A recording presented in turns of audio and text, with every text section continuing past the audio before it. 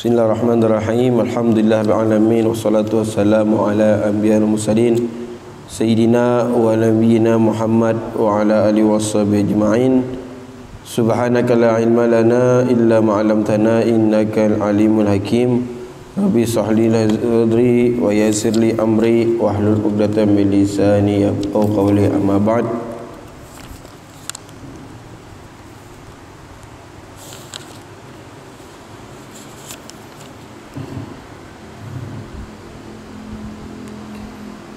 Wa an qala mu'allif al-imam hujjatul islam Abu Hamid Muhammad al-Ghazali at-Tusi nafa'anallahu bi'ulumihim fid darin amin. Ilan qala wa'lam anna qawluka hadza yudahi'u qawla man yurid an yasira faqihan min fi ulumuddin min ghairi an yadrus ilman washtagha bil batalah.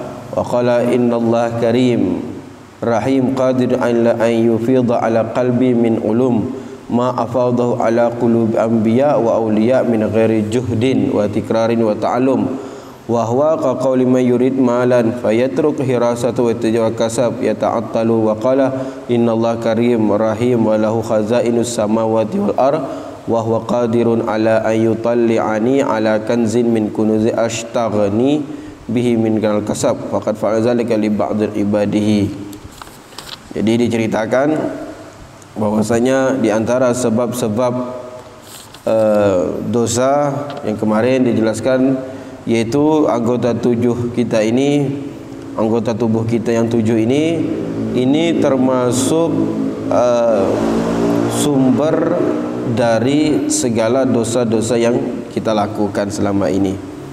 Adapun perkataan mereka yang menganggap Allah itu maha kaya, Allah itu maha pengampun, dan di samping itu dia ini melakukan dosa-dosa dengan landasan dia yakin Allah bakalan mengampuni dosanya. Maka ketahuilah perkataan tersebut, kata Imam Ghazali, haza yudahi'u qawla man yuri an yasir faqihan.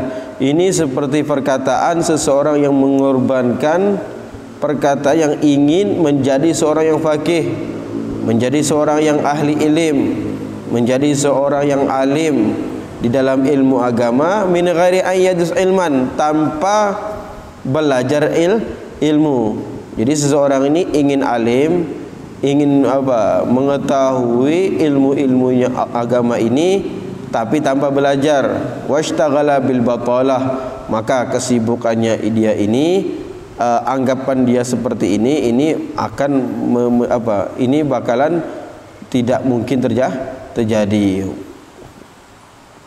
Maka perkataan dia mengatakan innallaha karim, sungguhnya Allah itu maha dermawan, rahim, maha kasih sayang, qadirun, mampu ayyufidha ala qalbi min ulum. Allah itu pasti mampu untuk memberi, melimpahkan ke hati orang tersebut dari ilmu-ilmunya Allah. Ma afadahu ala qulbi anbiya'ihi, ilmu-ilmu yang sebagaimana ilmu tersebut yang telah diberikan kepada hati-hati para anbiya, hati aulia, yang tanpa bersusah payah dan tanpa mengulang-ulang ilmu dan tanpa belajar. Maka perkataan mereka ini seperti juga mereka ini ingin kaya, tapi mereka ini ingin harta, tapi mereka ini meninggalkan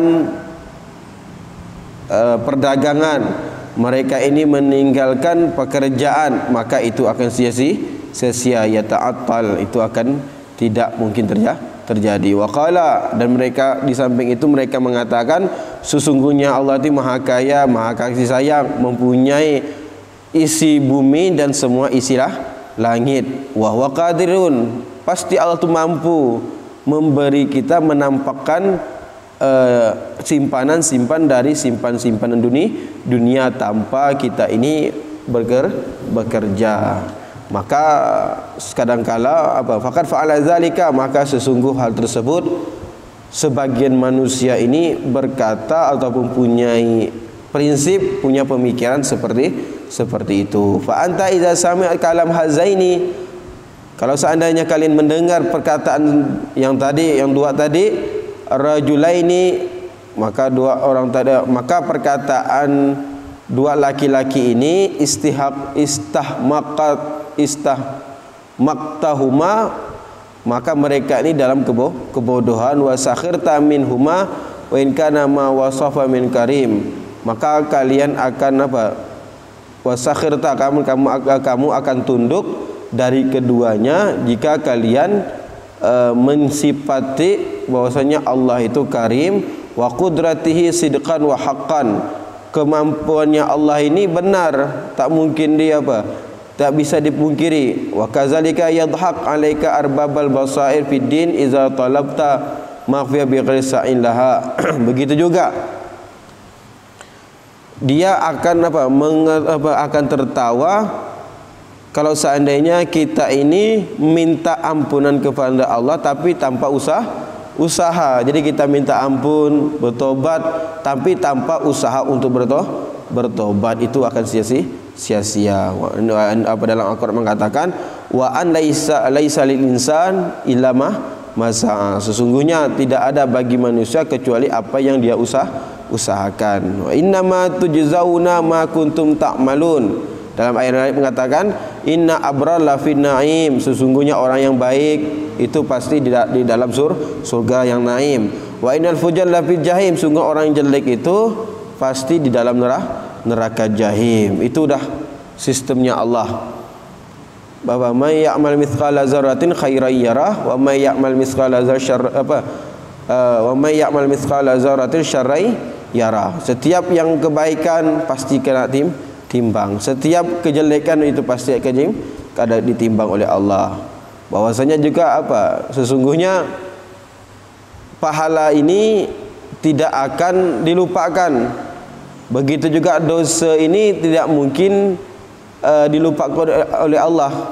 Kama tadi ini tudan, kita Rasulullah, sebagaimana kamu berhutang, kamu ini dituntut untuk membayar hutang. Begitu juga kita berdosa dituntut untuk menebus dosa kita. Jadi efek dari dosa-dosa yang kita lakukan itu pasti dibalas oleh Allah Subhanahu wa taala. Fa iza lam tatruku sa'i fi talabi ilm wa mali i'tiba ala karamihi fa kadzalika la tatazawwad lil akhirah wa la taftur.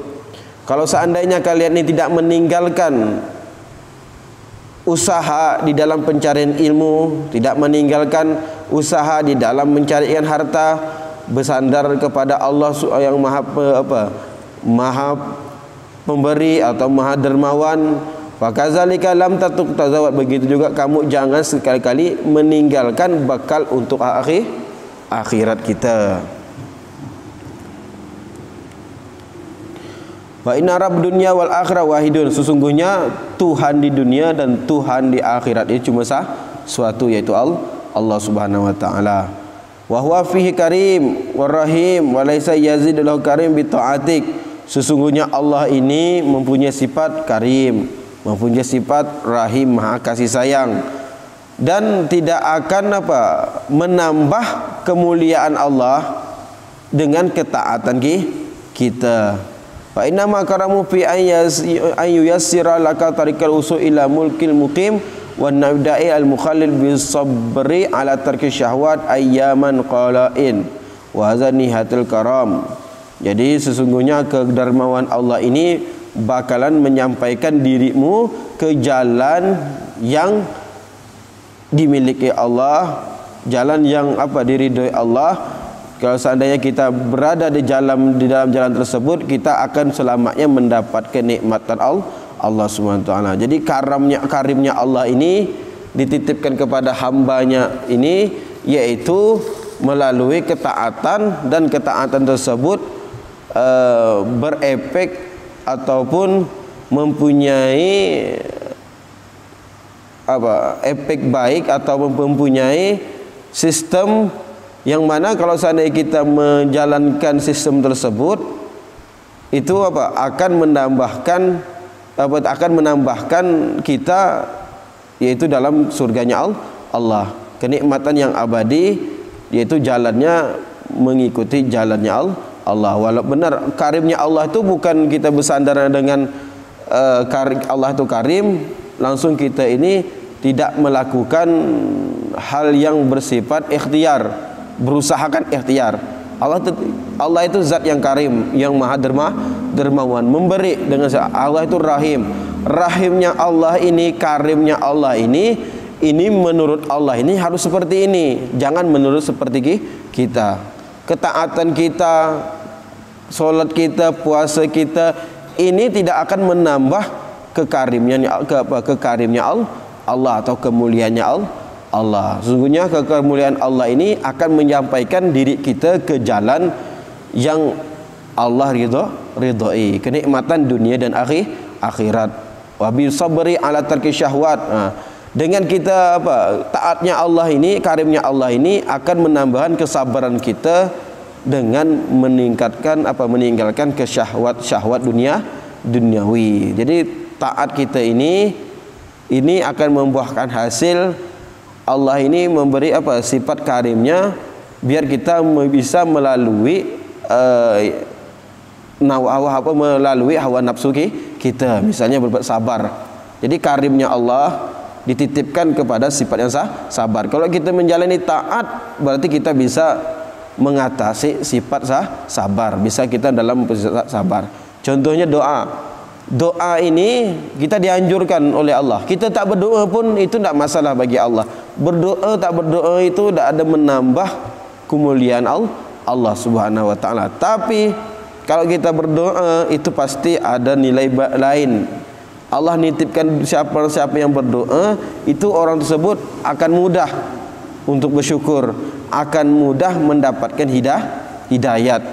Nah, jadi doa-doa kita ini tersimpan, dan simpanan ini akan berefek baik kepada kita. Jadi karim ini jangan kita definisikan dengan menurut kita. Karim berarti mulia Karim itu dermawan. Rahim itu saya kasih sayang. Kita berdosa masa Allah tak kasih sayang kepada kita? Itu menurut kita. Maka kata Imam, seorang ulama para sufi mengatakan, berakhlaklah kalian bersama Allah. Jangan berakhlak terus sama makhluk. Kita tahu sama makhluk kita tata krama seperti ini, akhlak yang baik seperti ini, itu menurut makhluk itu seperti itu, tapi menurut Allah itu belum tentu baik. Jadi berakhlak yang baik seperti apa? Ikuti jalan Allah. Oh seperti ini berakhlak yang baik. Orang negur seperti ini. Kalau orang yang berjalan, ada orang di rumah duduk, ada kita yang lagi berjalan, yang mana yang lebih afdol, yang dianjurkan mengucapkan salam? Kalau kita berakhlak menurut Allah, maka kita gunakanlah ilmunya Allah. Jadi akhlak pun itu dah datur Allah. Jangan berakhlak dengan manusia, tapi berakhlak dengan Allah. Baik kita transaksi kita dengan masyarakat, pergaulan kita dengan masyarakat, jangan lupa kita tetap ingat Allah. Kun ma'al makhluk ka'annaka la khalqalah. Hiduplah kita bersama makhluk, tapi seakan-akan tidak ada makhluk. Kita ingat Allah. Mau orang jelek kepada kita, ingat Allah. Itu makam tersendiri, beda, kerana tidak semua orang bisa seperti itu. Tahapannya bagaimana? Kata Imam Ghazali, muraqabah. Sunnah-sunnah ini pada awal bab itu ditekankan untuk muraqabah terus. Hati kita seakan-akan diawas oleh Allah. Kalau kita mendekatkan senang sudah melaksanakan kefarduan, terus kita perhatian dengan kesunahan yang diterangkan oleh Al-Quran, oleh Rasulullah. Jadi kesunahan tersebut akan membuahkan hasil. Allah itu bersamaan ada di pendengaran kita, di pandangan kita, di lisan kita. Allah itu dekat seperti itu, karena Allah itu cinta kepada hamba tersebut. Kalau Allah ada cinta, apa yang kita dengar, apa yang kita lihat, apa yang kita ucapkan, tidak bukan dalam hati kita ini pasti ada Allah, sehingga kita bermaksiat pun susah. Makanya orang seperti ini makamnya namanya muraqabatullah. Orang senantiasa diawasi, merasa terus diawasi oleh Allah Subhanahu wa taala. Wa hadza nihatul karam fala tuhaddis nafsa bi tahwiyasatil batalin waqtadi bi ulal azmi. Jangan kalian sering, kata Imam Ghazali, berbicara tentang diri kalian sendiri. Maka kalau kita berprinsip dengan diri kita tanpa melihat syariatnya Allah, itu akan batil. Maka itu akan sia-sia. Waqtadi, maka ikutilah bil ulul azmi, Ulul azmi itu nabi-nabi, para orang soleh. Wa nuha min anbiya wa salihin, dari orang soleh dan para anbiya. Maka kita dianjurkan banyak-banyak mendengar cerita orang soleh, karena indal zikri salihin tatanzul rahmat. Ketika biografi sejarah orang soleh ini diceritakan, rahmat Allah itu akan turun kepada kita. Kita senang mencerita apa, misalnya managib Syekh Abdul Qadir Jilani, kita senang mendengar cerita-cerita beliau, mujahadahnya beliau, bagaimana beliau bisa sampai setingkat itu magomnya. Kita baca sehingga timbullah rasa ingin melakukan ibadah seperti beliau. Karena kita ini di dalam agama ini harus mengikut. Maka Rasulullah itu meninggalkan apa? Taraktu fikum iza tamaksum bihima lan tadilla abada. Kalau kalian sekalian ini berpegang teguh antara dua ini, tidak akan selama-lamanya tidak akan tersesat. Pertama kitabullah, fiha kitabullah, kitab-kitabnya Allah, di situ ada petunjuk dan ada cahaya. Kedua, itratu ahli baiti, yaitu keturunanku yang soleh. Maka kita ini dianjurkan mengikuti sebuah sosok. Maka sebuah daerah kalau tak ada sosok yang kita ikuti, maka yang akan menghukumi sebuah daerah itu adalah adat istiadat. Maka adat kita seperti apa? Ngikut adat. Karena budaya kita ini karena tidak ada sosok yang benar-benar kita pegang teguh. Kalau seandainya ada sosok, tidak mungkin. Yang jelasnya kita berpegang teguh dengan Rasulullah, ya pasti. Yang jelasnya sosok yang mana sosok tersebut akhlaknya mereka ini seperti akhlak Rasulullah, perkataan mereka ini seperti perkataan Rasulullah, mengikuti jejak Rasulullah dari Rasulullah ke sahabat, ke tabi'in, tabi'in sampai ke generasi kita sekarang ini. Cukuplah kita mengikuti sosok sebagaimana dalam surat Al-Fatihah kita ini juga dianjurkan ihdinas siratal mustaqim siratal ladzina an'amta, kan jalan yang mereka yang diberikan Allah sebuah nikmat. Siapa mereka yang diberi Allah nikmat ini? Yaitu orang anbiya, orang-orang soleh. Jadi anbiya, orang soleh ini harus kita ikuti biar jalan kita ini tidak sesat. Wala tatma fi antah sudah malam tazra. Jangan kita rakus, kita Imam Ghazali, memanen sesuatu yang tidak kita tanam. Kita memanen sesuatu yang sebelumnya belum kita tanam. Contohnya kita mau tobat, tapi jalan untuk bertobat ini tidak mau kita usaha. Kita berpatokan Allah itu Maha Pengampun, tapi jalan untuk bertobatnya kita tidak mau. Bagaimana kita mendapatkan hasilnya? Seperti kita berdagang. Orang berdagang itu memerlukan modal, tapi modalnya tidak ditanamnya, tapi tidak mau berjualan, tapi dia mau untung ya. Itu kan sia-sia. Jadi kita Imam Ghazali jangan terlalu tamak memikirkan hal seperti itu, memanen sesuatu tanpa menanam sesuatu tersebut. Walaita man sama wa shala wajada wattaqa wa ghurfala.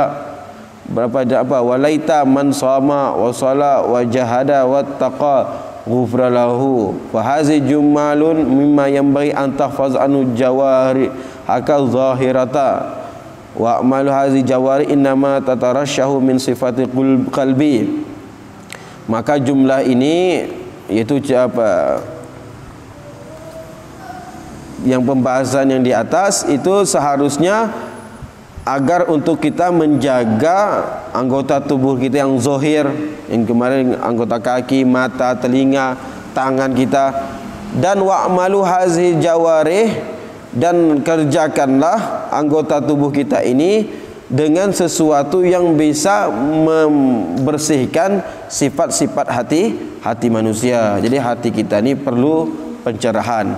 Fa inna aradta hifza jawarih fa 'alaika bitalqulub qalbi.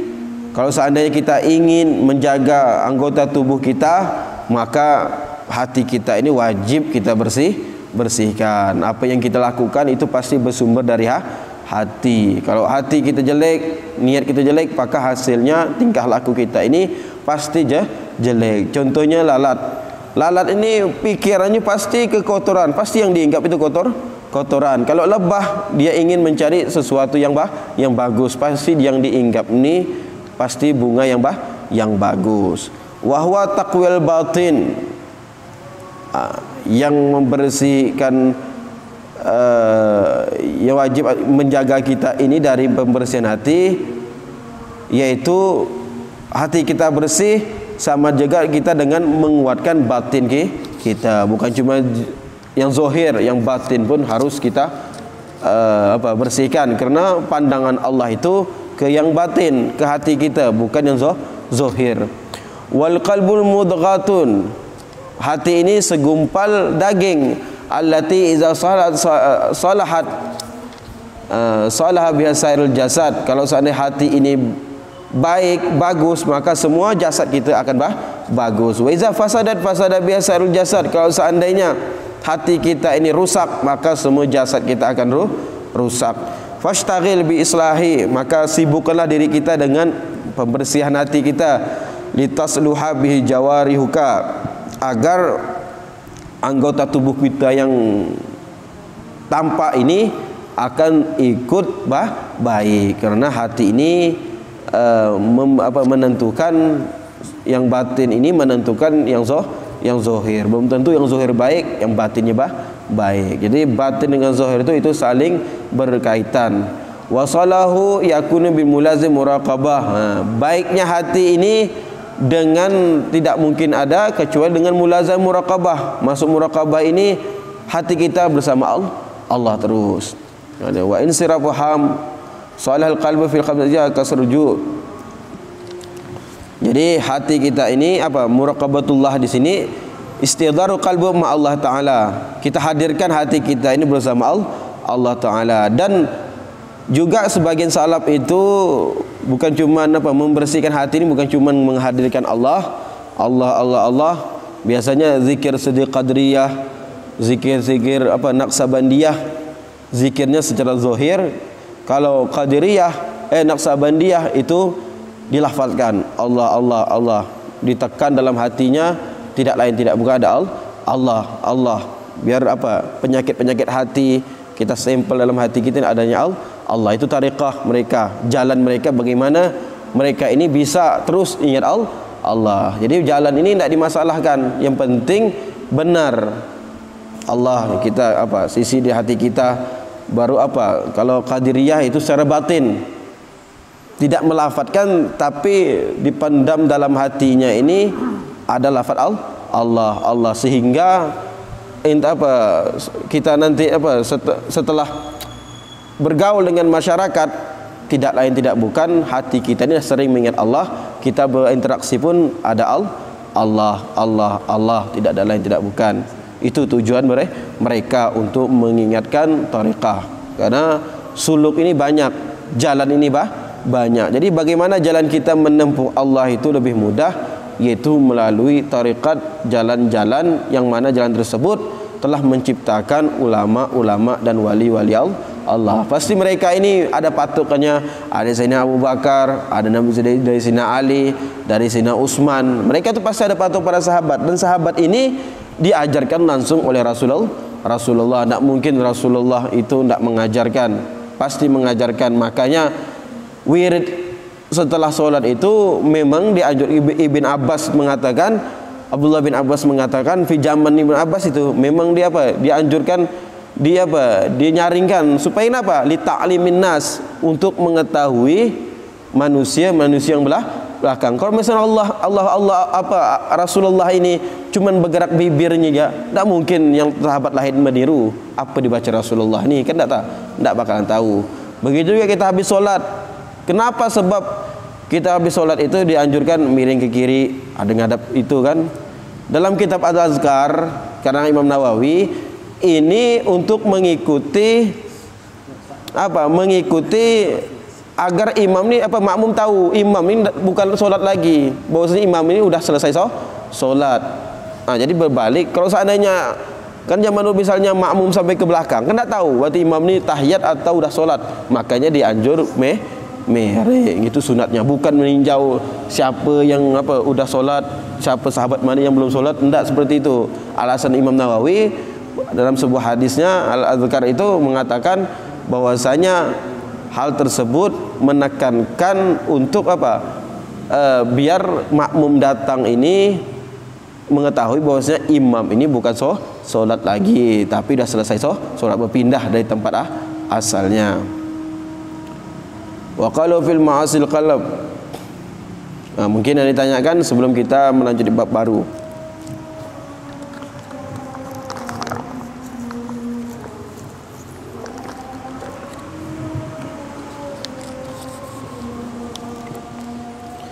Dah lanjut ya. Berapa menit ni? 6 menit. Tempat apa yang saat itu baru tidak ingat Allah ada.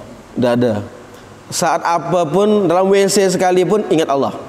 Maka Rasulullah ini pernah dalam hadis Subuh Salam ni syarahnya belum maram. Subuh Salam ni suatu kitab yang pengarangnya Syiah, tapi Syiah Zaidi. Kalau Syiah Zaidi zaman dulu ini masih mengikuti mazhab Imam Ahmad bin Hambal, masih dipegang. Maka kitab beliau sampai sekarang menjadi referensi.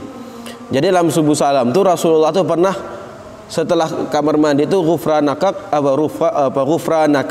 Allahumma azhabani alhamdulillahillazi azhabani azawa fani. Jadi alasan Rasulullah mengucapkan ghufranaka tu kenapa? Kata beliau, Rasulullah ini yang namanya nabi, yang mana namanya aulia Allah, dan apalagi setingkat Rasulullah, tidak mungkin sedetik pun lupa kepada Allah, pasti ingat kepada Allah. Jadi beliau tu menganggap diri beliau berdosa. Tapi kalau kita itu kalau kita tidak berdosa, menganggap diri beliau berdosa, kalau lisannya, lidah ini tidak berzikir, tapi hati beliau tetap berzikir, ingat Allah. Kalau dalam WC kan tidak boleh kita berzikir kepada Allah dengan lafaz. Tapi kalau dengan hati itu boleh. Maka walaupun tak ada nama ikut lupa dengan Allah tu, tidak ada.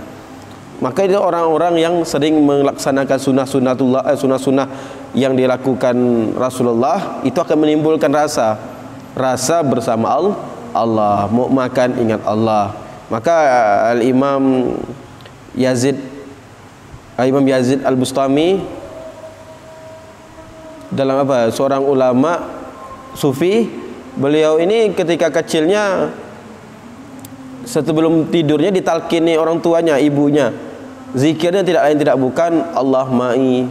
Jadi dalam bahasa Indonesianya, Allah bersamaku, Allah memandangku, Allah ini melihatku. Jadi ditanam dari sejak kecil mereka sampai dewasa, zikir seperti itu mau tidur. Jadi seakan dia melakukan dosa pun ingat, oh Allah ini bersama kita, Allah melihat kita, melihatku, berarti Allah ini memandangku. Sehingga dia ini ditanamkan dari sejak kecil, sehingga beliau ini tidak mau berdosa kepada Allah. Kerana beliau tahu ditanamkan sifat tauhid dulu kepada Allah, bahwasanya Allah selalu melihat. Maka tidak ada batas kapan pun itu harus mengingat Allah. Jadi bagaimana caranya, itu terserah kita bagaimana. Tapi kita mengikuti jalan-jalan mereka, ulama-ulama, baca bagaimana para ulama itu cara terus mengingat Allah. Kita ikutkan, oh gini-gini caranya gini. Maka banyak suluk-suluk tariqah itu cara mengingat Allah. Ada yang tariqah itu bertutup kepala semua ini, tak ada mungkin pakai toilosan tu, cuman diingat Allah. Banyak.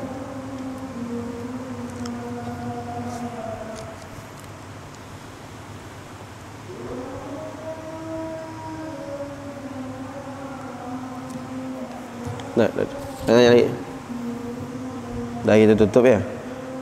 Subhanakallahumma wa bihamdika asyhadu an la ilaha illa anta astaghfiruka wa atubu ilaik. Assalamualaikum warahmatullahi wabarakatuh.